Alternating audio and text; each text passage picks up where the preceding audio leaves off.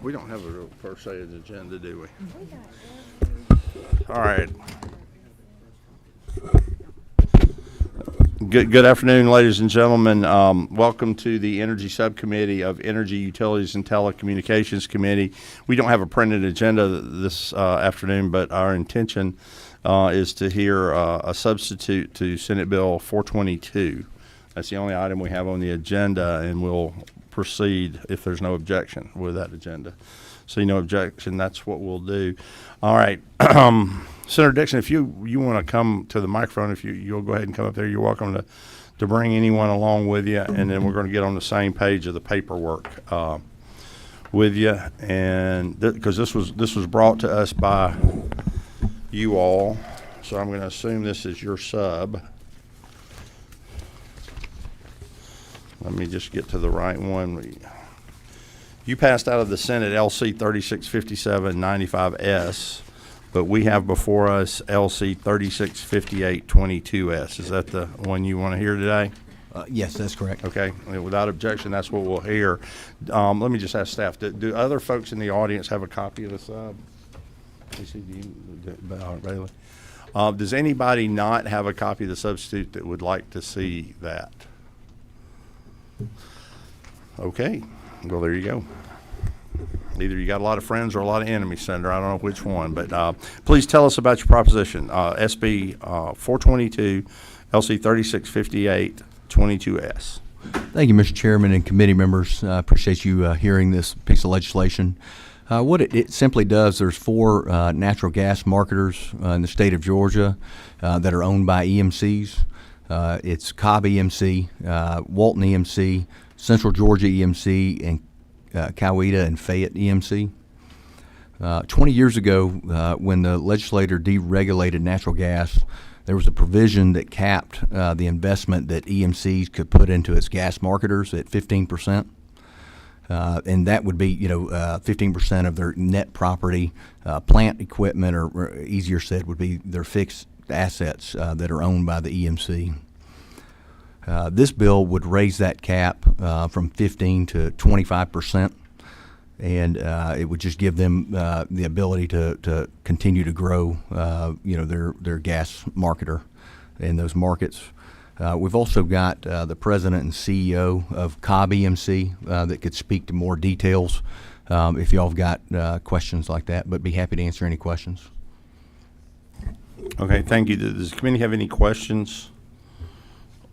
I have a couple, but I'll wait till the testimony if that please the author.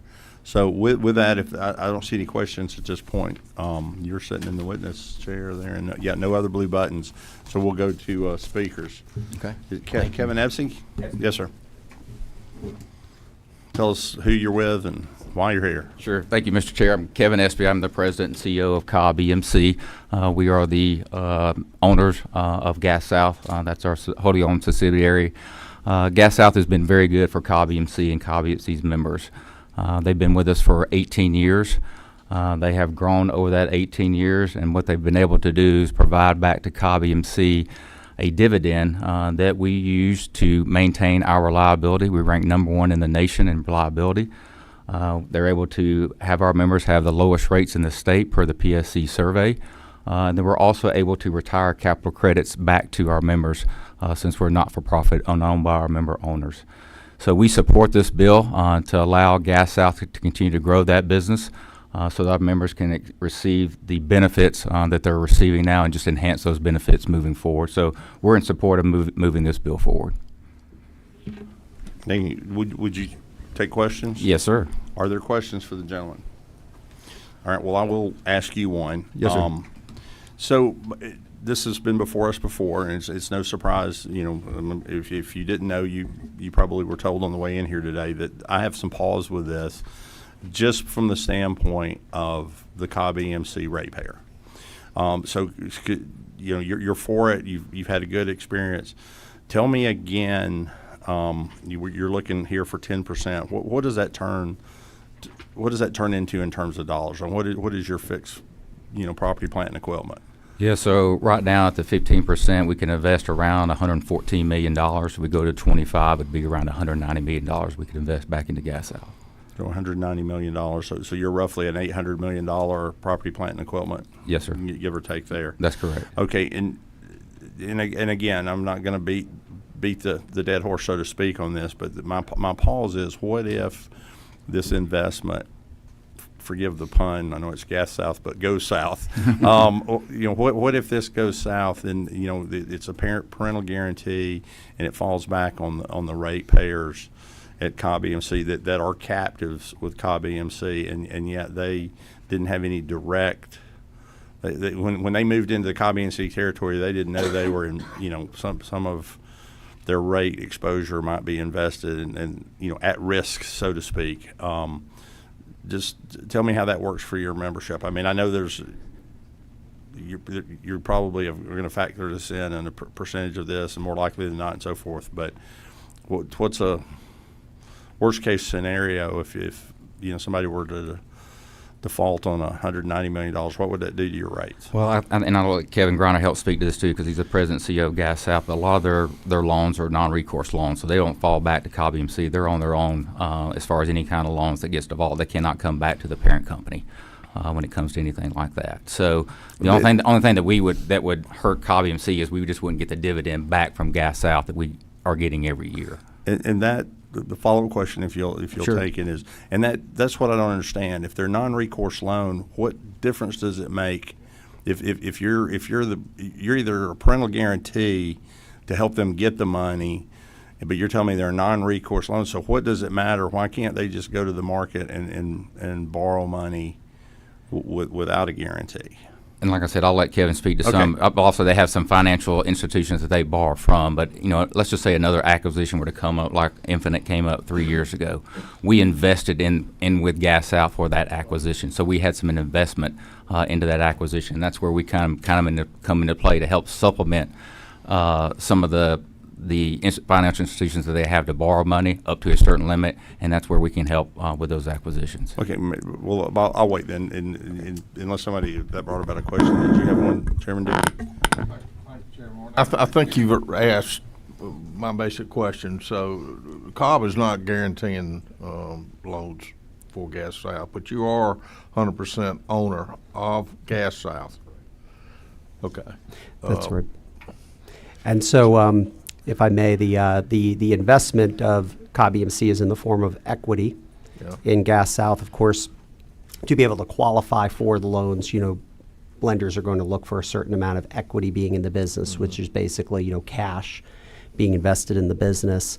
So the amounts that Cobb EMC has invested in Gas South really take the form of two things: cash that's invested in the business and parental guarantees around things like our obligations to pipeline companies that we use to convey natural gas, local distribution companies like Atlanta Gas Light, whose systems we use to serve customers, and gas suppliers. So those are really the forms. But as far as loans go, Cobb EMC makes no loans to Gas South. All of the loans that we have are non-recourse to Cobb EMC, and those stand on their own. And we do have a syndicate of banks that we borrow from. Okay. Thank you. And I'll wait if you want to make a presentation, but let me ask you this question, and then maybe you'll answer it in there. Because I'm reading specifically on lines 38 and 39 of the current law, and you're just changing 15 to 25. It says maintain investments in, lend funds to, and guarantee the debts and obligations of an EMC gas affiliate. Guarantee the debts and obligations. So whether it is in terms that they don't loan you money, but they put some of their equity on your balance sheet so you can then go borrow money. Again, in your presentation, tell me how, if that goes south, how Cobb EMC ratepayers don't get left holding a basket. As you can do that if you don't mind. Sure. So that language is from the original law. So that language that exists in the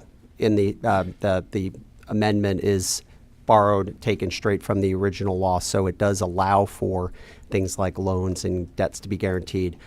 Our policy at Gas South is not to do that. So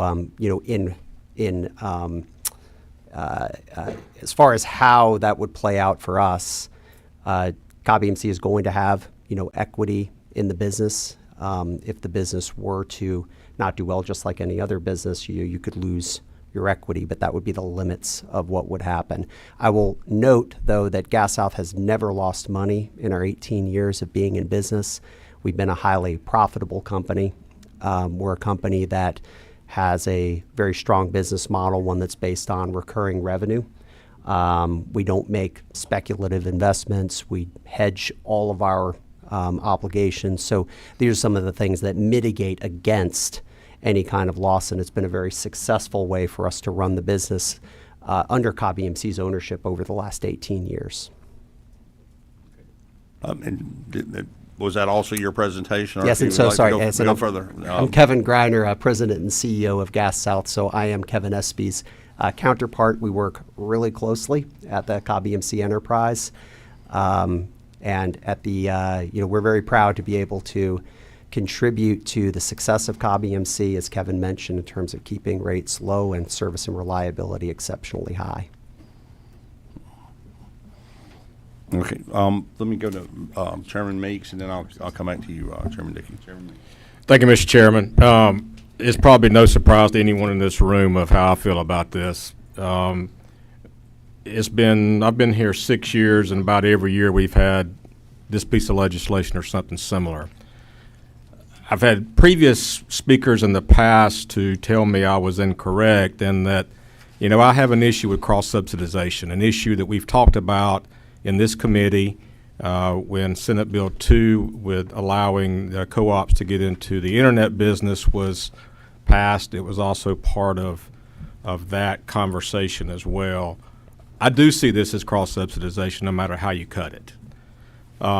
So without digressing any more on that issue, my question comes down to what % of the co-op's income would you say is from the affiliates for COBMC? Yeah, so based on the current rule, we have an 85-15 rule. Only 15% of our revenue can come from non-electric revenue. So we manage that 15% from Gas South. So are you at the 15% max? Yes, So how many affiliates does COBMC own? just the one. Just Gas South? Yes, sir. There are no other, okay, let me ask you this then. Where are all the affiliates located? Which affiliates? Well, I'm just getting to a point, didn't they, about the company in Florida? It's not just in Georgia, right?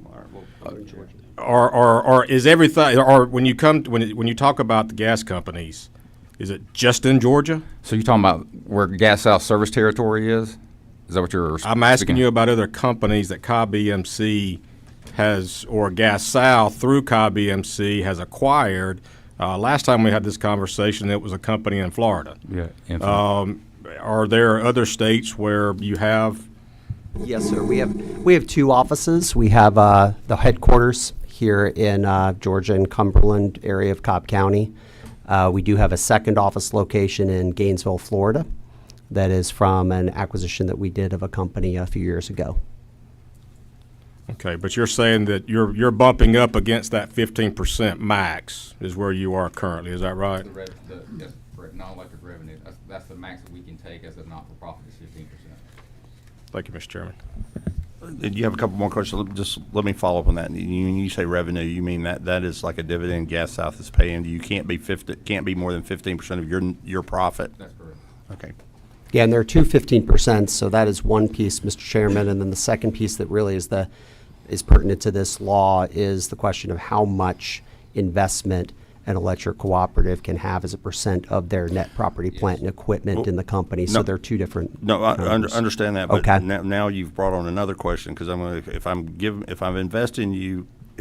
investment in you is 15%, and I'm getting all I can get out of you.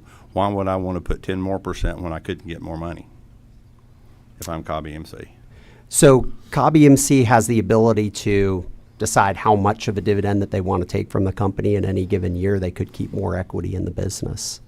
Okay, it so depends on that. you're not crushed, excuse me, go back to Cobby and say, you're not limited on how much you can earn, if you will. You're just limited on how Correct. much you can take on an annual basis. It all depends, and that's correct, Mr. Chair, because we just file a different tax return if we take more than the 15%. Okay. So if there's a year we want to take more than the 15%, we can do that. We just file a different tax return.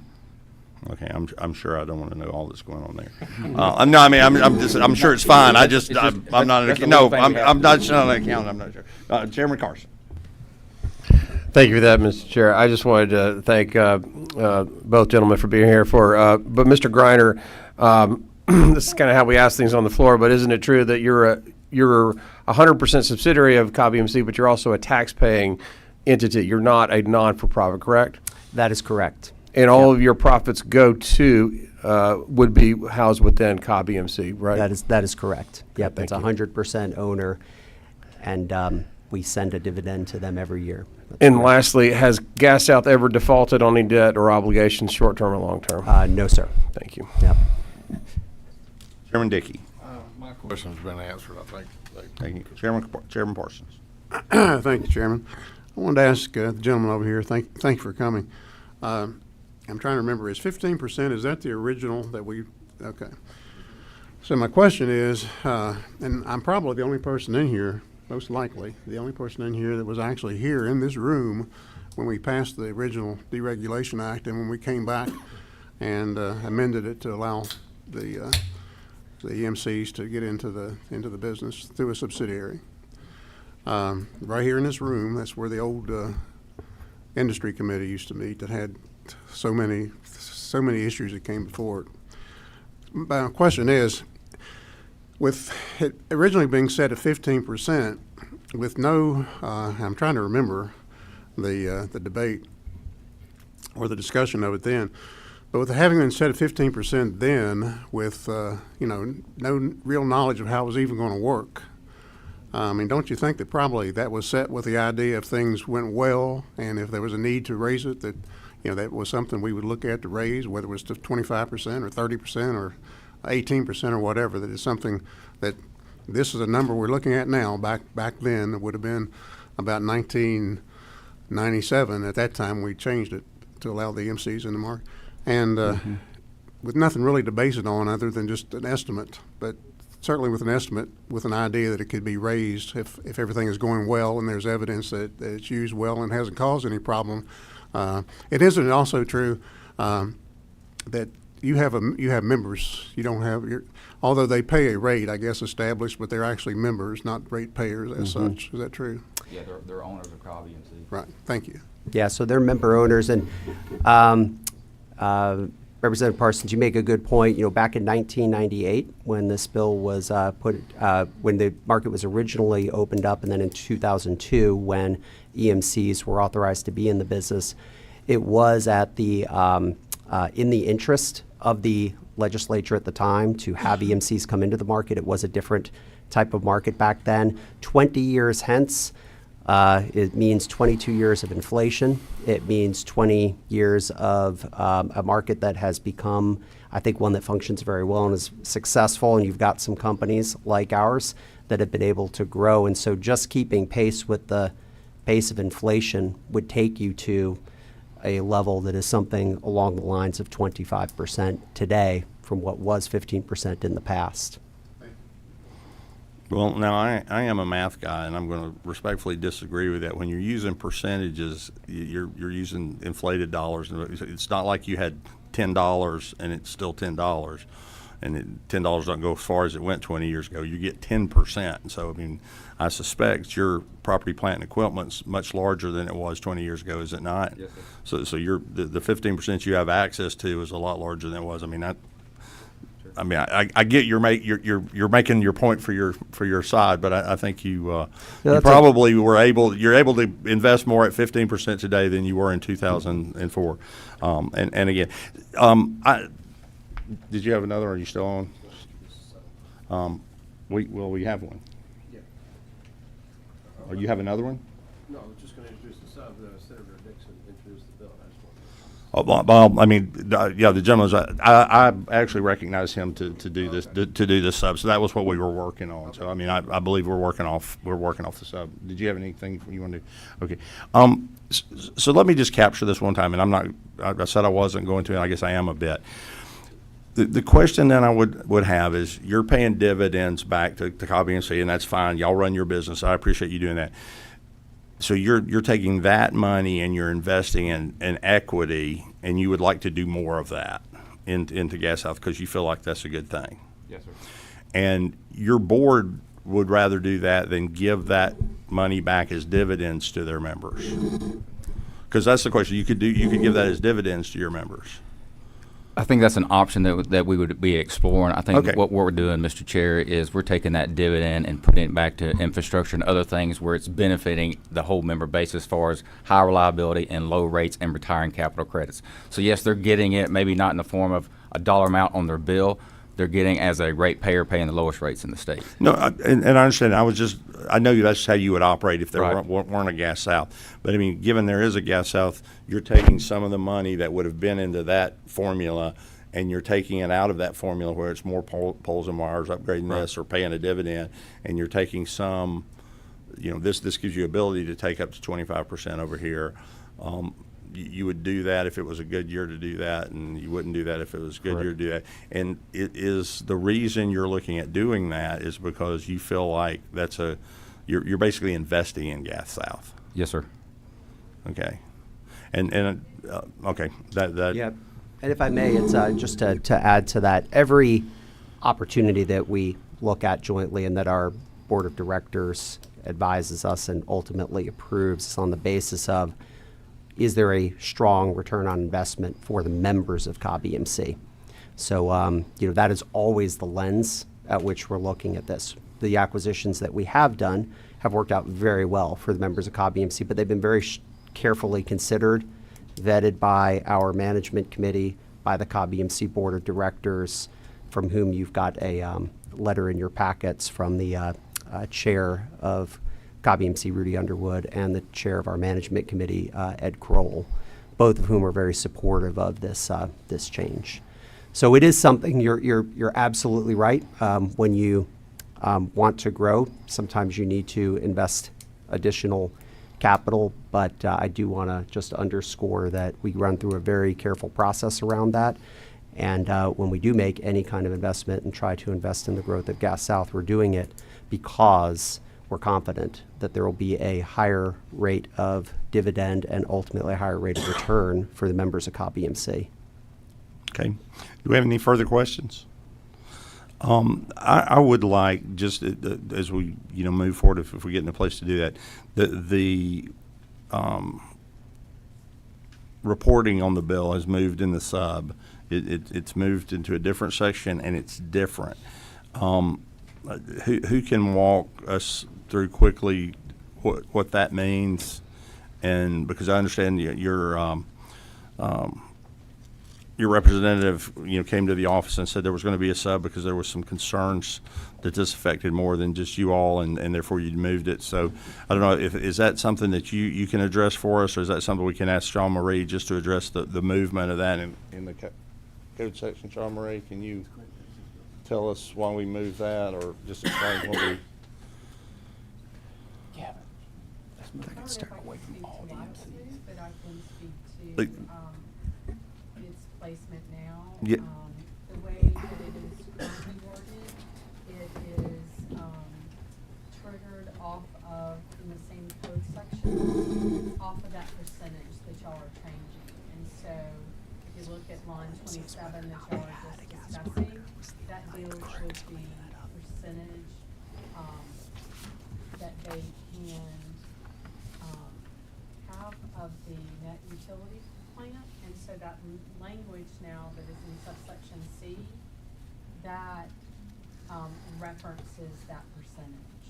And while it is different, it does go off of that percentage. So it seems to make sense that it would be in that same code section since it references that language. Okay, thank you. So this reporting requirement only address the folks that exceeded this 15%. whereas before it might have included more folks, correct? So we're in the right place, is you concur we're in the right place? Okay, that's what I wanted to get at too.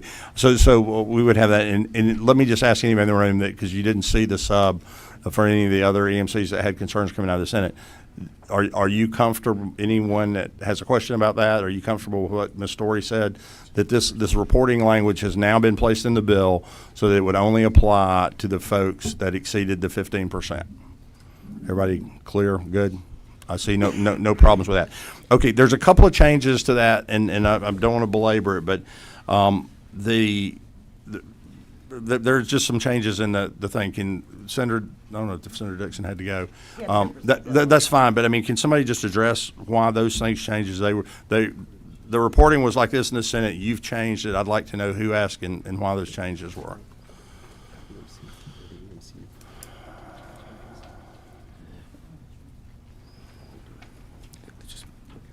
I mean, it should be pretty simple. I mean, just run us through the couple of changes. Yeah, I've got it. Thank you.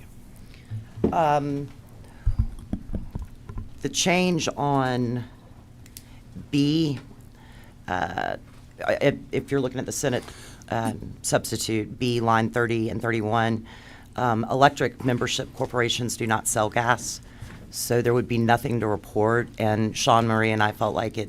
No, I understand. From my standpoint, just the new language on lines 46 in the sub, where you talk about within 6 months, and then the 5 things that you're reporting on. Yes. In the Senate version of the bill, there were 7. Yes. So I just, there are 5 now. There were 7. Yes. So we kept number 1. Right. Kept number 2. Right. The consideration given for such acquisition, that would not be allowed by contract. Sellers will not allow you to disclose the price you paid. So that we couldn't comply with that. Then number 4 tracks with number 3. Number 5 tracks with number 4. Number 6 tracks with number 5. And number 7, that's already reported at the Public Service Commission under trade secret. Okay.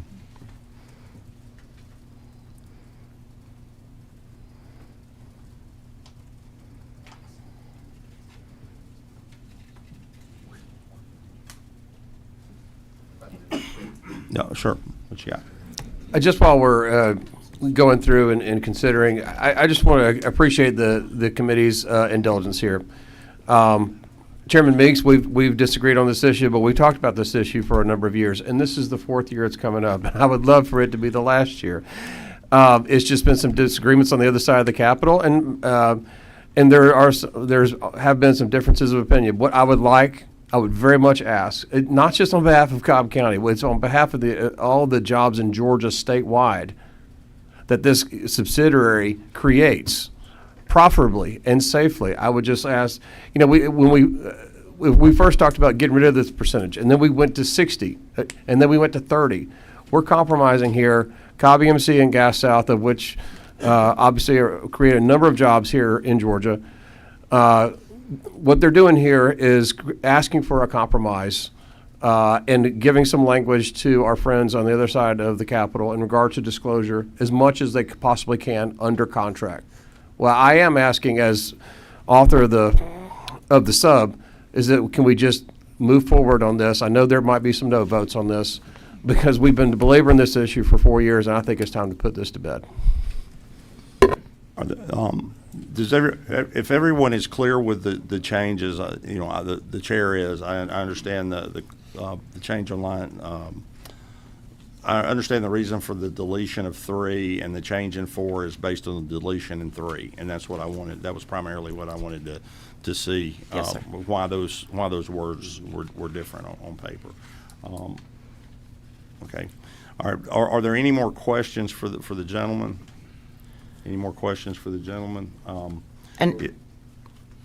If I may just add one more thing, there are letters of support from the Cobb Chamber, the Cobb Delegation, Georgia Association of Manufacturers, and Georgia EMC in your folder, in addition to the letter from our Okay, let me recognize you as if there's no questions, the senator is gone. So I'll just, if there's not objection, I'll recognize you to close the Is that your closing for the? I'd appreciate a yes vote. Well, that's Thank fine. you. So Yeah, so we don't have to keep coming back. No, that's fine. I'm just going to recognize the lady. You've done a good job in advocating for your for the proposition. So with that, we have heard our testimony. Thank you, gentlemen. I think everyone's clear on that. I have no further questions. We are in a posture to take action on the item. As I said, we put into play SB 422 LC 365822S. I'm guessing, Motion to pass. I have is there a motion? There's a motion to Motion to pass. pass. I have a motion do pass and a second. Is there discussion on the motion? Discussion, there's another button flashing over there, number 2. Yes, sir. Yeah, thank you. Yes, sir. Thank you, Chairman. I would just like to say, I try to, except for when I bring my own bill to the committee, I like to remain as neutral as possible. On my own bills, maybe not so much, but I like to stay neutral. But I would say, I'm looking at the calendar here, our calendar for the rest of the session. And today is day 31. Next week, by the end of next week, we're in day 35. And we have had this bill a number of times, passed it out, and there's always been a problem getting it over to the Senate, or the Senate having, not getting through their committee or something like that. It is important to my county. It's important to Cobb EMC. And without voicing support or opposition for it, I'm going to anyway. I hope that we'll go ahead and pass this out and get it to the full committee. And You're not recognized for that purpose. I don't. I'm going to recognize myself, so we can get this thing, so we can get it done and go ahead and get it through committee. Because it's hard to believe, but we're going to be running. We're going to be running not necessarily out of time pretty soon, but we're going to be running into the issue where bills start maybe come to the floor, getting to the floor late. So I would hope that we do. I would hope we pass this out of subcommittee, get it to the subcommittee, get it to the full committee. Thank you. Well, we have a motion to pass in a second. Do you wish to talk to this some more, Mr. Thomas? No, I Representative just Thomas. wanted to mention the difference in our calendars. Wow. Oh. Wow. To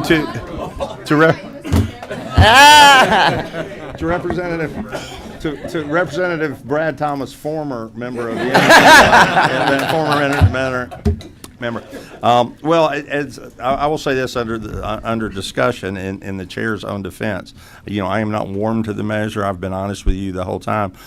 For the record, I had you scheduled a day earlier, and we were working on the bill. So just in the terms of calendar, if you don't make it, it's not my fault. We have a due pass recommendation on that bill. I sounded a minute ago. I'll get the LC wrong if I do it again. LC 365822S. If there's no further discussion, I'm not going to recognize you anymore, Mr. Thomas. If there's no further discussion, all those in favor say aye. Aye. Any opposed, no? No. It passes. 2 no votes. Moves on to full committee with a due pass recommendation. Thank you. Thank you.